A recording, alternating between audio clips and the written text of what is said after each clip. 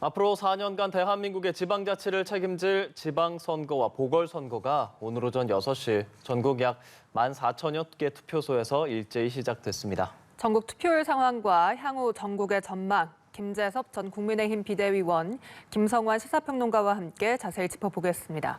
어서 오십시오. 네, 어서 오십시오. 안녕하세요. 안녕하십니까. 네.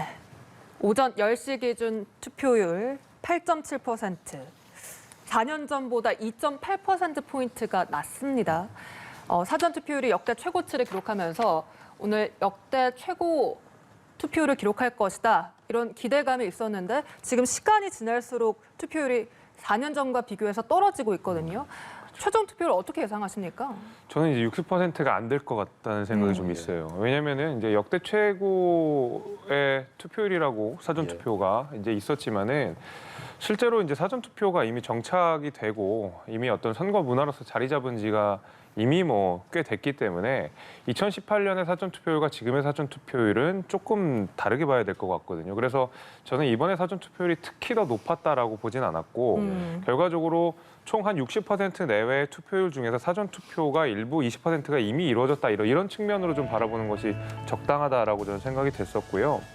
또 게다가 지금 바로 얼마 전까지 우리가 대선을 치르면서 여야 간에 어떤 치열한 정치적 공방들이 있지 않았습니까? 그리고 나서 바로 몇 개월 뒤에 치러지는 선거다 보니까 국민들이 이 선거라든지 아니면 정치라든지 하는 거에 대해서 굉장히 피로감들을 좀 갖고 계신 것 같아요. 그러다 보니까 이런 좀 저조한 투표율도 좀 나오고 있는 상황이 아닌가라고 생각이 좀 되고 게다가 사실은 투표라고 하는 것이 선거라고 하는 것이 일방적으로 좀 원사이드 게임으로 가게 되는 경우에는 특히 이제 열세인 그 정치적 지형에서는 대개는 투표장에 잘 안 나가는 경우들이 많거든요. 예를 들면은 이제 서울시장 같은 경우만 해도 사실 오세훈 후보와 송영길 후보 간의 지지율 격차가 굉장히 많이 크기 때문에 송영길 후보를 지지하시는 분들이나 아니면 민주당을 지지하시는 분들이 투표장에 가는 것이 약간 꺼려질 수 있거든요. 어차피 내 표가 사표가 된다라는 심리가 생겨버리게 되면 그러다 보니까 아무래도 이런 저조한 투표율들이 지금 발생하고 있는 것이 아닌가라고 저는 생각해 봅니다.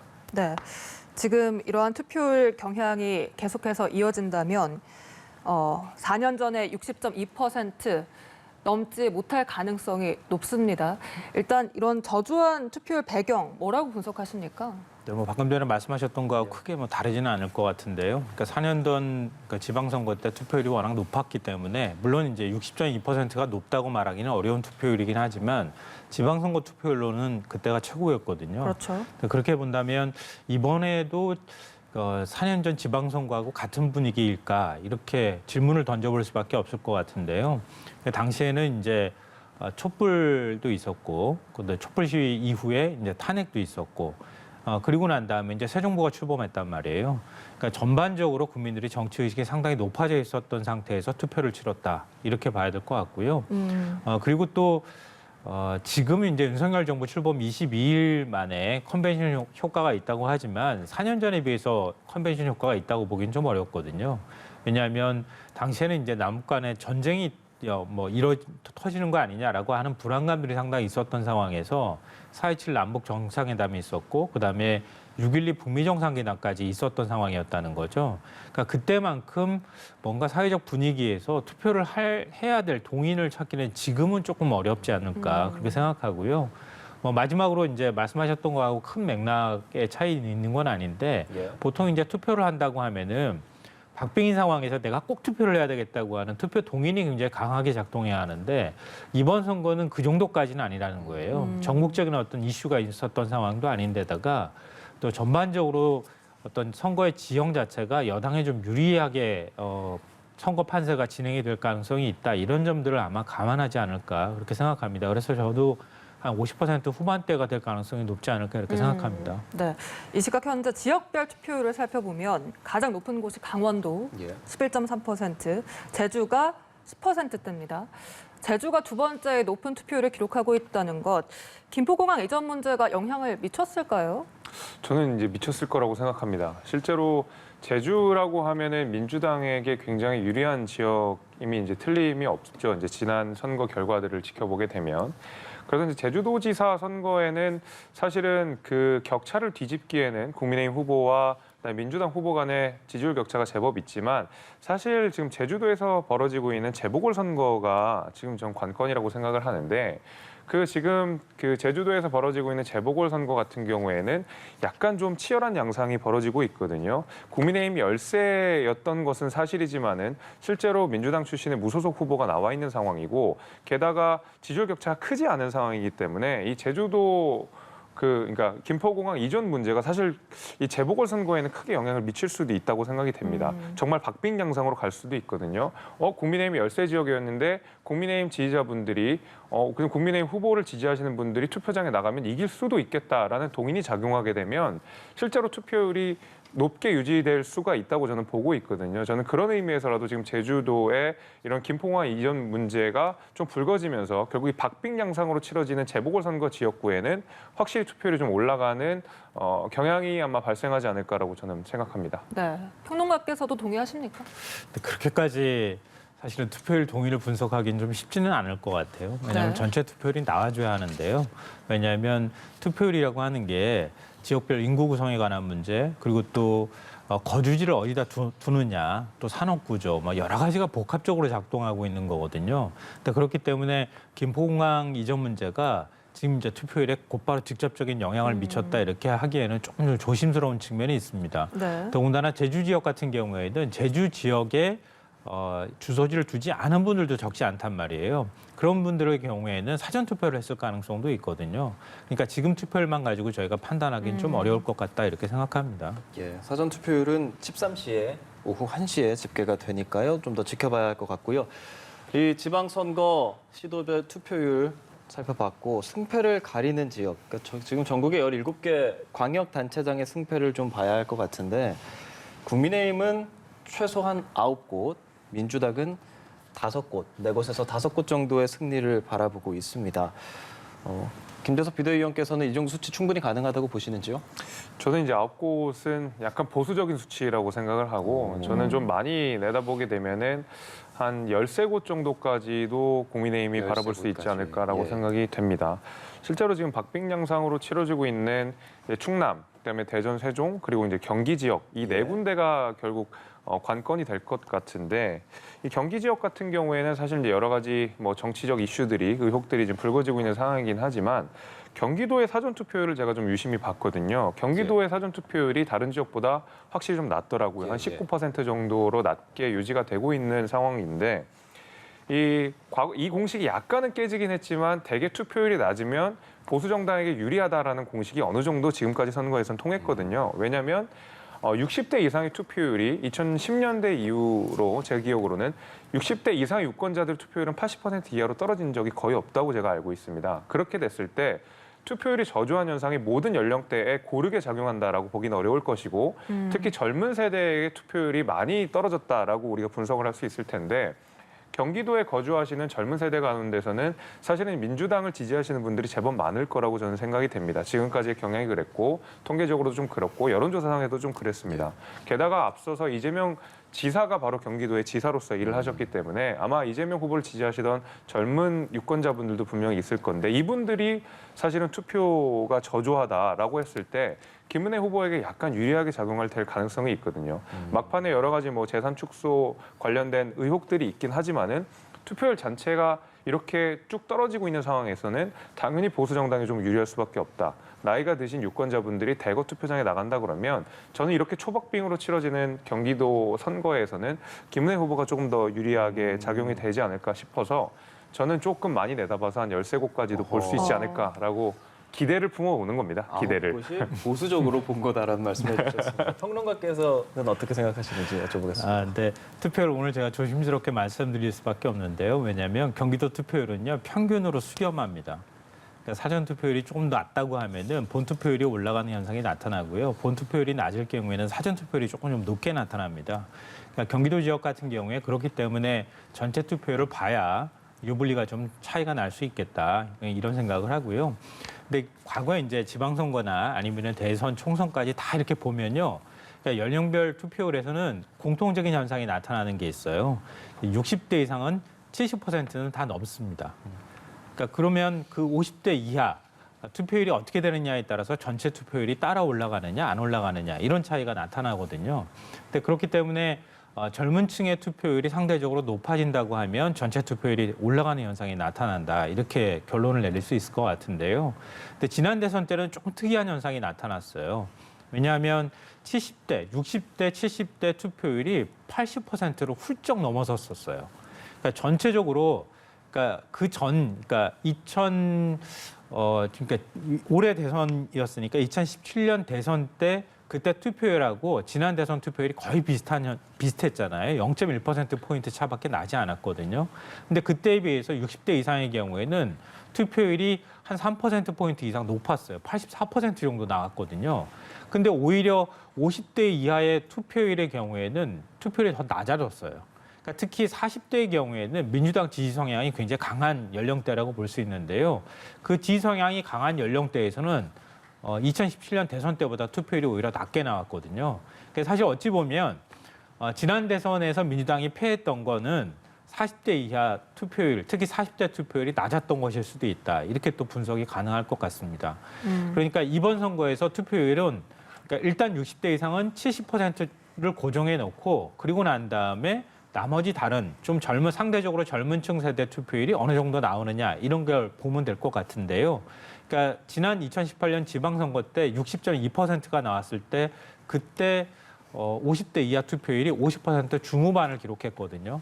만약에 그 정도가 투표율이 나와준다고 한다면 그러면 민주당이 생각보다는 조금 더 승리할 가능성이 있다. 이렇게 우리가 예측이 가능할 것 같아요. 그런데 전체적으로 투표율이 조금 낮아지는 현상이 나타났을 때에는 50대 이하 투표율이 50%가 아니라 40%대까지 떨어질 가능성이 있거든요. 그럴 경우에는 민주당에 좀 불리한 결과가 나올 수도 있다. 이렇게 보는 게 좀 타당할 것 같습니다. 근데 전체적인 판세로 보면요. 다 조금씩 보수적으로 바뀌는 것 같아요. 예. 그러니까 네. 선거일 한 며칠 전까지만 해도 국민의힘에서는 지금 예측했던 것보다 더 많은 곳에서 승리하겠다고 한다고 얘기했는데 지금 조금 보수적으로 잡은 것 같고요. 네. 민주당도 뭐 7곳까지 얘기했다가 지금 5곳까지 오히려 떨어뜨린 상황이거든요. 그러니까 선거는 조금 자만하면 진다 뭐 이런 속설 때문이기도 한 것 같아요. 그래서 일단 민주당을 기준으로 얘기할 때는 호남 지역의 3곳 광역자치단체장을 기준으로 해서 얘기했을 때 그리고 이제 세종 그다음에 경기 이렇게 가정한다면 5곳이 될 수 있거든요. 근데 제주까지 포함하면 6곳 이렇게 나올 수 있는데요. 그러니까 이곳들이 전부 지금 박빙 상황으로 가 있는 상황이기 때문에 뭐 어느 쪽이 유리하다 이렇게 단정하기는 좀 어려울 것 같습니다. 민주당 입장에서는 뭐 최악은 3곳 정도 이렇게 예상할 수 있을 것 같고요. 조금 더 많이 잡으면 한 7곳 가까이도 예상할 수 있지 않을까. 거기에 따라서 민주당의 선거 승패가 갈리는 현상이 나타날 것 같고 특히 이제 다른 곳에서 조금 더 승리하지 못한다 하더라도 경기 지역 한 곳만이라도 민주당이 경기도지사를 갖고 올 경우에는 그나마 선방했다 이런 평가도 받을 수 있지 않을까 싶습니다. 네. 말씀하신 대로 여야가 모두 승리 지역을 보수적으로 잡고 있습니다. 예. 국민의힘은 끝날 때까지 끝난 것은 아무것도 없다라면서 한 표를 호소하고 있고 민주당은 이 살려달라 읍소 전략을 펴고 있습니다. 국민의힘은 대선 때 전략과는 다른 모습이거든요. 그럼요. 저희가 사실은 이제 대선 치르기 전까지는 한 5% 정도, 5%포인트 이상의 격차를 벌려서 승리할 거라고 생각을 했는데 막상 뚜껑을 열어보니 0.73%라는 굉장히 근소한 차이로 이겼다라는 말하는 이제 반성적 성찰이 담겨 있는 메시지라고 생각이 되는데 네. 재밌는 것은 어제 저도 뭐 도봉구 지역을 제가 지역구로 담고 있는데 이제 유세장이나 아니면 그 현장들을 돌아다니게 보게 되면은 절대로 지금 국민의힘에 유리한 지역임에도 불구하고 일부 지역이 국민에 약간 유리한 지역들이 있는데 후보자들이 밤 12시까지 꽉 채워서 선거운동을 하시더라고요. 대부분 그런 것들을 보면서 굉장히 유리한 번호에 유리한 지역임에도 불구하고 늦게까지 선거를 한다라고 하는 것이 사실 뭐 다른 지역이나 다른 선거에서는 쉽게 찾아보긴 어려운 장면일 것 같은데 국민의힘 후보들도 유리하다고는 생각하지만 그렇다고 마음을 놓을 수 있다라고 판단하는 건 아닌 것 같아요. 비단 이게 도봉구 내 문제만은 아니라고 생각이 되고 서울 지역 전체도 그렇고 전국 전체가 그렇습니다. 심지어 서울시장 후보로 나온 오세훈 후보 역시도 지금 지지율을 믿지 않고 끝까지 열심히 해야 되겠다라는 말씀을 사실 여러 번 재차 방송에서나 아니면 이런 데서 이야기를 하셨거든요. 실제로 이제 오세훈 시장 후보 같은 경우에는 지지율 격차가 상당 부분 다른 후보랑 많이 나는 상황 속에서도 결과적으로 뒤집어져서 패한 적이 2번이나 있었던 경험이 있기 때문에 결코 거기에 대해서 방심하지 않는 상황이고 그것은 지지율 격차가 많이 나는 오세훈 시장이 설령 이러할진데 나머지 박빙 지역 내지는 근소하게 우세한 지역에 있는 후보들은 당연히 긴장감을 갖고 끝까지 선거에 진심으로 응하고 있는 상황이라고 제가 알고 있습니다. 그래서 끝까지 모른다라는 태도로 오늘까지도 주변에 투표 안 하신 분들은 투표 독려를 하고 있다. 이제 이렇게 말씀드릴 수 있을 것 같습니다. 네. 민주당 이재명 후보도 투표율이 높아야 된다를 강조하면서 윤호중 위원장 역시 수백 표, 수천 표 차이로 질 수 있다라면서 읍소 전략을 펴고 있습니다. 지지층 결집에 효과가 있을까요? 글쎄요. 이거 한마디로 뭐 지지층이 막 결집하거나 그러지는 않을 것 같긴 한데요. 일단 투표장으로 나오는 게 굉장히 중요하겠죠. 왜냐하면은 전체적으로 이렇게 지방선거는 투표율이 높지 않은 상황이기 때문에 진영 간 결집이 굉장히 중요하거든요.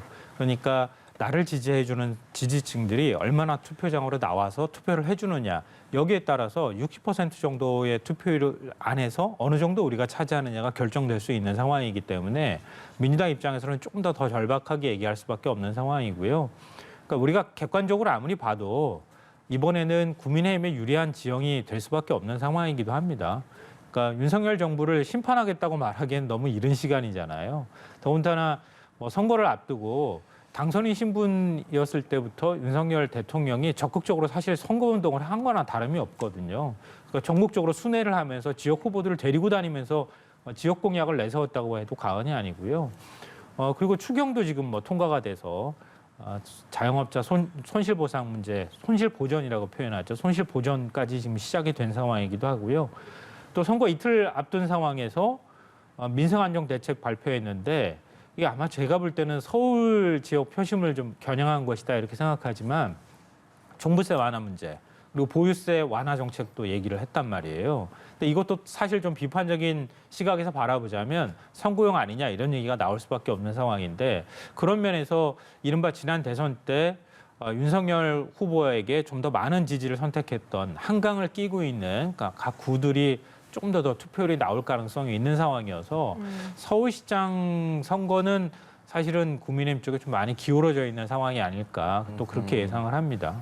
예, 이제 좀 논란이 되는 사안들을 짚어보겠습니다. 저희가 잠깐 앞서 김포공항 이전 문제에 대해서 말을 했었는데 오세훈 서울시장 후보가 이 김포공항 이전 이게 급조된 졸속 공약이다, 막 공약이다라고 비판을 했는데 이재명 후보랑 송영길 후보는 오세훈 후보가 과거에 김포공항 이전에 대해서 호의적인 반응을 보였었는데 말을 바꾼 거다 이렇게 또 비판을 하고 있습니다. 그 의원님 좀 얘기해 주시죠. 사실 이제 이재명 후보도 그렇고 송영길 후보도 그렇고 노련한 정치인들이고 오랫동안 의정 활동 내지는 이제 행정가의 경험이 있어서 수장으로서 일해본 경험이 있어서 말 그대로 선수인데 이걸 가지고 공격하는 것은 저는 굉장히 부적절하다고 생각이 되는 게 굉장히 아주 자주 쓰는 정치적 수사인 것이거든요. 긍정적으로 검토해 보겠습니다. 그 오세훈 그 시장 후보가 그 발언이 나왔던 데는 바로 시의회입니다. 시의회. 당연히 야당의 의원들이 질의를 하는 과정 속에서 이런 것이 어떻냐라고 물어봤던 상황이고 경청에서 검토해 보겠다라고 하는 것은 당연히 행정부의 수장으로서 외교적 수사로서 얼마든지 하는 이야기고 그것은 이재명 후보가 성남시장이던 시절에 경기도지사였던 시절에도 굉장히 많이 사용했던 수사였고요. 송영길 후보 역시도 마찬가지입니다. 근데 이걸 가지고 김포공항 이전과 관련돼서 긍정적인 의견을 냈다라고 비판하는 것은 정말로 허수아비를 놓고 때리는 정도의 수준밖에 저는 안 된다고 생각이 되고 실제로 김포공항 이전 문제는 어떤 정책적 정합성이나 어떤 정치적 합리성이 결여된 공약이거든요. 말 그대로 급조된 공약이고 말 바꾸기는 사실은 이재명 후보에게 훨씬 더 치명적으로 작용할 것이라고 생각이 되는데 대선 후보 기간 동안에는 정말 김포공항을 존치를 전제로 해서 김포 개발을 이야기하셨던 이재명 후보가 인천 계양을에 국회의원 후보로 나온다고 해서 갑자기 김포공항을 이전 내지는 폐지하겠다라고 이야기하시는 것이 오히려 정치적 유불리에 따라서 정책이 달라지는 것이 아닌가라고 저는 오히려 비판하고 싶고요. 지금 송영길 후보와 이재명 후보가 오세훈 시장에게 하는 비판들은 정말 좀 말이 안 되는 비판이다 이렇게 말씀드리고 싶습니다. 오세훈 후보는 외교적 언사였다는 입장이잖아요. 이 말바꾸기 비판 어떻게 생각하시는지요? 글쎄요, 시의회 의원이 질문을 할 때 뭐 시정 질의하는 과정에서 얘기가 나왔다고 하는데요. 상당히 경청하고 검토해 볼 만한 제안이다. 또 충분히 검토해 볼 만한 가치가 있다는 인상을 받았다. 이렇게 얘기한 걸 외교적 언사라고 얘기를 하는 거 글쎄요. 이게 뭐 보는 사람에 따라 좀 다를 것 같은데 뭐 그건 그렇다 친다 하더라도 오세훈 후보가 얘기하는 것처럼 급조됐다, 졸속이다 이런 표현은 맞지 않잖아요. 왜냐하면 1년 전에도 이미 작년 7월과 11월에 시의회에서도 나왔던 얘기를 이게 졸속이다, 급조됐다 이렇게 표현하기에는 좀 무리가 있는 것 아닐까 이렇게 지적을 할 수밖에 없고요. 그래서 저는 김포공항 이전 문제는 앞으로 선거 때마다 등장할 만한 아마 단골 공약이거나 이슈가 될 가능성이 매우 높다고 생각합니다. 지금 서울시에 이제 주택 공급이 부족하다 이렇게 얘기를 하고 있고 주택 공급할 만한 곳을 마땅히 찾지를 못해서 지금 재건축 재개발을 한다 하더라도 상당한 시일이 걸릴 수밖에 없는 상황이잖아요. 그러니까 주택 시장 안정이 굉장히 중요하다고 한다면 어떤 방식으로든 서울에 그만한 주택을 지을 만한 부지를 찾아야 할 필요도 있다는 겁니다. 그러니까 그런 측면에서 김포공항이 그러니까 공항 부지 단순히 그 한 곳만 하는 게 아니라 고도 제한이 걸려 있는 지역까지 하면 서울 그리고 서울에 있는 강서 지역뿐만 아니라 인천 계양 그리고 부천까지 다 연결이 돼 있는 상황이고요. 그러니까 서울, 경기, 인천까지 관련이 될 수밖에 없고요. 또 경기 지역 같은 경우에도 지금 고양시까지도 좀 관련이 될 수밖에 없는 상황입니다. 그러니까 그 면적으로 따지면 어마어마하게 넓은 곳이거든요. 거기에 주택을 짓고 신도시급 규모의 어떤 도시를 만든다고 하는 것은 아마 어떤 후보가 나오더라도 다음번에 공약으로 또 나올 만한 얘기인 것만은 뭐 부인하기 어렵다 이렇게 생각합니다. 다만 이제 이번에 공약을 발표할 때 당내에서 혼선이 빚어졌잖아요. 근데 이런 모습이 오히려 점수를 까먹는 것처럼 보인다.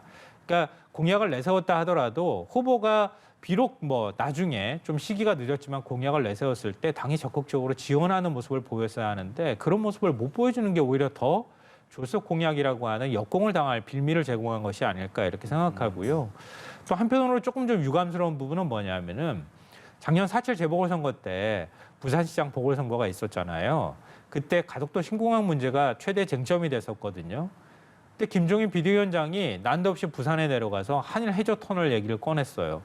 그때 그 해저터널 언론이 현실성, 타당성을 분석하느라고 굉장히 진지하게 검토했었거든요. 근데 하늘 해저터널 그거 한 1km 뚫는데 1조 원 정도 든다고 했었거든요. 근데 지금 김포공항 이전 문제는 그거보다 훨씬 더 현실성 있는 거 아닌가 싶거든요. 제가 생각할 때는. 근데 그거는 뭐 언론의 보도 태도도 그렇고 국민의힘에서 얘기할 때 이건 말도 안 되는 터무니없는 공약이라고 공세를 펼친단 말이에요. 그것도 좀 제가 볼 때는 앞뒤가 맞지 않은 좀 다른 기운이 느껴지는 분위기다. 그렇게 생각해요. 그러니까 어떤 공약이나 얘기를 화두를 꺼냈을 때 그걸 무조건 막 비난하거나 이런 방식으로 접근하는 게 아니라 정말 타당한지 아닌지에 대한 평가를 하는 작업이 필요한데 지금 분위기는 평가를 하려고 하는 게 아니라 무조건 비난하면서 선거의 유불리만 따지고 있는 형국이 아닐까 그런 생각이 듭니다. 저는 약간 그 생각이 좀 다른데요. 국민의힘이 비판을 하는데 그냥 송영길 후보가 싫다, 이재명 후보가 싫다라고 이야기하는 것은 아니고 나빴다라고 얘기하는 것도 아니고 이게 왜 안 되는지에 대해서 사실 이준석 대표부터 시작해가지고 많은 후보자들이 문제 제기를 하고 있는 상황 아니겠습니까? 특히 제가 급조됐다라는 표현을 아까 조금 전에 썼었는데 실제로 그렇습니다. 예를 들면 오세훈 시장이 김포공항 이전에 관련돼서 긍정적으로 검토해볼 수 있죠. 근데 그것이 인천으로 가거나 내지는 청주공항으로 가거나 원주 횡성공항으로 간다라는 것까지 동의한 것도 아니거든요. 말씀하신 대로 재건축 재개발 이슈에 대해서 우리가 강서 지역이 조금 더 아직까지는 우리가 재건축 재개발할 수 있는 지역이다에 대해서는 동의를 하고 실제로 오세훈 시장이 과거에 박원순 시장 이전에 마지막으로 재건축 재개발을 허구해서 많은 공급들이 이루어진 쪽이 강서입니다. 그래서 당연히 오세훈 시장도 강서의 개발에 관심이 있는 사람이기 때문에 이 김포공항 이전에 대해서 경청해보겠다라고 긍정적인 신호를 줬을 뿐이고요. 거기에 대해서 송영길 후보처럼 남쪽에 계신 분들은 청주로 가시고 동쪽에 계신 분들은 원주 행성으로 가시고 이렇게 정말 밑도 끝도 없는 대안을 내놓은 건 아니었거든요. 그래서 동의한 부분이 애초에 질적으로 다르고 송영길 후보가 만약에 그리고 이재명 후보가 만약에 김포공항 이전이 정말로 필요한 일이고 여기에 대해서 정책적으로도 타당한 일이다라는 이야기를 하시려고 그러면 그 이후에 후속 작업들도 끊임없이 하셨어야 되는데 예를 들면 원주 행성공항은 활주로가 하나입니다. 김포공항은 이미 2개가 있는 상황에서 이 수요를 과연 원주 행성공항으로 감당할 수 있느냐? 안 됩니다. 마찬가지로 청주공항 역시도 교통이 불편하기 때문에 김포보다도 훨씬 더 접근성이 떨어지는 상황이거든요. 그렇다고 해서 인천공항으로 다 옮기게 되면 지금 있는 활주로에서 5개, 6개로 더 늘려가지고 하게 되는 경우는 사실은 우리가 북한이랑 공역이 겹치는 문제가 있고 활주로가 다 허가되지 않는 문제가 있기 때문에 과밀 현상이 일어날 수밖에 없습니다. 이제 여러 가지 이런 정책적인 검토가 없는 상황 속에서 김포공항 이전만을 던져놓고 그 이후에 나오는 정책적 비판에 대해서 이것은 그냥 철부지의 뭐 생떼다 내지는 이것은 그냥 마타도다라고 비판하는 것이 잘못됐다 이 얘기를 드리는 것이고 이 비판은 사실 민주당 내에서도 나오는 비판이기 때문에 저는 이것이 그냥 국민의힘의 무조건적인 비판은 아니다라고 말씀드리고 싶습니다. 예, 오세훈 후보는 졸속이다 비판을 하고 이재명 후보는 그 비판에 대해서 비판을 하고 있는데 그런 상황에서 미취학 아동 수준의 모질이 생떼라는 표현을 써서요. 이게 좀 아동 비하성 발언이다 이런 논란이 있습니다. 어떻게 들으셨습니까? 네, 그렇게 보여요. 부적절해요. 우리가 뭐 린이라고 하는 표현도 쓰지 맙시다 이렇게 얘기를 했던 예, 거잖아요. 근데 린이라고 하는 표현을 여전히 또 많이 쓰고 있기는 하더라고요. 근데 아동을 존중을 사실은 해야 되는데 오히려 비하하는 표현이기 때문에 적합하지 않다라고 판단을 했던 것인데 그런 부분에 대해서 국가인권위원회도 그렇게 얘기를 했었는데요. 그러니까 그런 소지가 있는 어떤 글을 올렸다고 하는 거 아무리 SNS라고 하지만 뭐 적절하지는 않다 이렇게 봐야 될 것 같아요. 그러니까 이게 선거라고 하는 게 막판에 좀 격화되면서 분위기가 또 이재명 후보 입장에서 여러 가지 비난을 받고 있는 상황이었기 때문에 그걸 이제 반박하는 차원에서 나왔다고는 하나 그렇게 적절한 표현은 아니다 이렇게 생각합니다. 또 앞서 이제 김포공항과 관련해서 말씀하셨던 지적에 대해서 좀 일면 타당한 지적들을 하고 계신다고 생각해요, 저는. 근데 뭐 예를 들면 이런 거였을 거예요. 송영길 후보가 얘기했던 거는 뭐 김포공항을 간다고 하면 강동 지역에 있는 분들이 김포공항으로 이동하는데 적지 않은 시간이 걸리잖아요. 1시간 남짓도 아마 더 걸릴 거예요.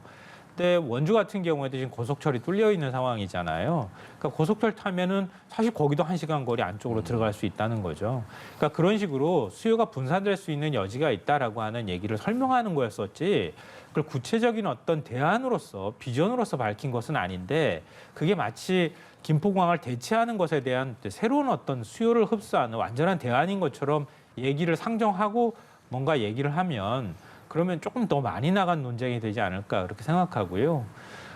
그리고 뭐 인천공항도 역시 이제 얘기가 나오고 있는 상황이긴 한데요. 뭐 저는 그거는 뭐 불가능한 일은 또 아니라고 생각해요. 이동하는 거리를 가지고 또 이준석 대표가 시비를 삼고 있기도 한데요.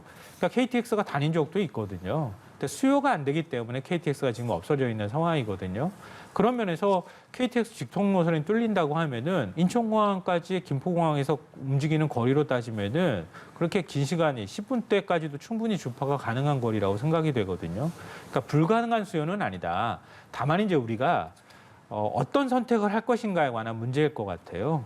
그러니까 이번에 김포공항 공약을 내세웠을 때 저도 개인적으로 아쉬운 부분은 김포공항 공약을 조금 더 빨리 내세워서 이슈로 띄울 생각이 있었다면은 좀 빨리 띄우고 난 다음에 거기에 따르는 어떤 이제 반대 논리라든가 아니면은 시민들이 어느 정도 공감대를 형성할 것인가 이런 부분이 있을 때 그런 것에 대해서 조금 더 설득력 있게 설명하는 과정이 있었어야 되는데 그런 게 좀 생략됐다. 너무 선거를 앞둔 상황에서 공을 먼저 던져놓으니까 거기에 따라서 오히려 역공을 많이 당하는 현상이 나타났거든요. 그러니까 김포공항 이전 자체, 공약 자체가 완전히 비현실적이고 우린 절대 논의할 수 없는 것이다. 이렇게 상정하고 얘기할 성격은 아니기 때문에 그런 면에 있어서는 좀 개인적으로는 좀 아쉽다고 생각합니다. 네. 이런 가운데 AI 윤석열 동영상이 논란입니다. 국민의힘 남해군수 후보가 자신의 SNS에 AI 윤석열이 자신을 공개 지지하는 영상을 올리자 민주당이 이를 비판하고 나선 건데요. 민주당은 탄핵까지도 가능한 중대 사안이다. 이렇게 비판하고 있고 국민의힘은 대선 불복이냐 강하게 반발하고 있습니다. 이번 사안 어떻게 보셨습니까? 일단 남해군수 후보가 잘못한 겁니다. 이거는 굉장히 잘못하셨다고 보고요. 사실은 그 군수 후보 정도가 아니라 예를 들면 구의원 후보자들이나 시의원 후보자들도 어떤 캠페인을 할 때, 선거 캠페인을 할 때 반드시 선관위에 질의를 하고 어떤 새로운 캠페인들을 하게 되는 것이 습관이 되어 있거든요. 정치를 하는 사람들은 무릇 그렇게 해야 되는데 하다못해 문자를 보내는 거 역시도 굉장히 세밀하게 검토를 해서 저희가 문자를 보냅니다. 그럼에도 불구하고 남의 군수 후보자로서 저렇게 AI 윤석열을 활용해가지고 자신의 캠페인을 하는데 선관위의 검토라든지 아니면 선거법을 면밀하게 검토하지 않고 저렇게 홍보를 한 것은 대단히 부적절하다. 실제로 선거법에 저촉되는 문제 항목들이 분명히 있을 거라고 생각이 되고, 근데 이것을 만약에 이제 윤석열 대통령과 직접적으로 연계가 돼서 윤석열 대통령에게 책임이 있느냐라고 하는 것은 전혀 다른 문제인 것 같습니다. 그래서 예를 들면 윤석열 대통령께서 남해 군수 후보를 정말 지지를 해가지고 내지는 AI를 사용할 수 있도록 허가를 해가지고 이런 영상들이 남해 군수가 배포를 하는 것이라 그러면 실제로 문제가 되는 것이지만 사실 지금 전혀 그런 상황이 아니거든요. 그리고 공식적으로도 AI 윤석열을 사용을 허락하거나 공개적으로 지지를 선언한 적도 없다라고 저희가 명시적으로 밝혀있기 때문에 이것은 남해 군수 후보자의 선거법 이슈가 저촉되는 문제인 것이지 이것을 대통령까지 물고 들어가는 것은 좀 과도한 비판이다라는 말씀을 드리고 싶습니다. 네, AI 윤석열을 둘러싼 선거 개입 논쟁. 선관위는 이 AI와 딥페이크 영상 등에 대한 구체적인 공직선거법상 처벌 규정이나 구체적인 조항이 아직은 없다고 합니다. 앞으로 관련 규정 마련이 필요해 보여요. 네, 맞습니다. 그러니까 계속 앞으로 이런 식으로 신기술을 도입해서 대선 기간 동안에 진짜 AI가 등장하는 이런 선거가 될 가능성이 있거든요. 근데 지난 대선 때 우리가 많은 분들이 보셨지만 대선 TV 토론도 제대로 못하는 선거였단 말이에요.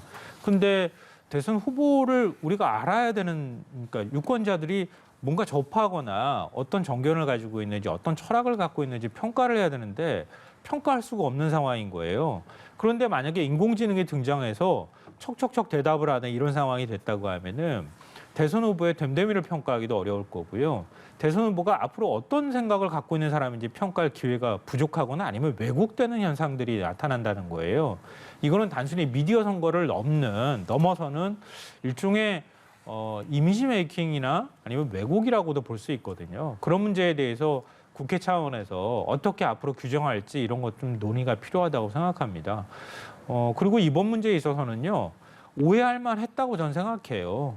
그러니까 만약에 민주당에서 그러니까 똑같이 입장을 바꿔놓고 민주당의 대선 후보가 지금 대통령을 하고 있어요. 근데 AI가 어떤 자치단체장 후보와 관련해서 지지하는 영상을 AI라고 하더라도 만약에 찍어가지고 그걸 누군가 홍보 용도로 활용한다고 하면은 당연히 국민의힘에서 문제 지적하지 않았겠어요. 이거 선거 개입이라고 주장하지 않았겠습니까? 그럼 오해가 있다고 하면 오해를 풀어주면 되는데 그 오해에 대해서 대선 불복하냐 이렇게 지금 나오고 있다는 거예요. 그러니까 선거를 앞둔 상황이니까 일종의 선동도 좀 필요하고 선거 캠페인도 필요한 상황이긴 한데 반응도 조금 지나치다 이런 생각을 합니다. 예, 알겠습니다. 오늘 말씀 여기까지 듣겠습니다. 지금까지 김재섭 전 국민의힘 비대위원, 김성환 시사평론가와 함께했습니다. 두 분 고맙습니다. 고맙습니다. 네, 고맙습니다. 고맙습니다.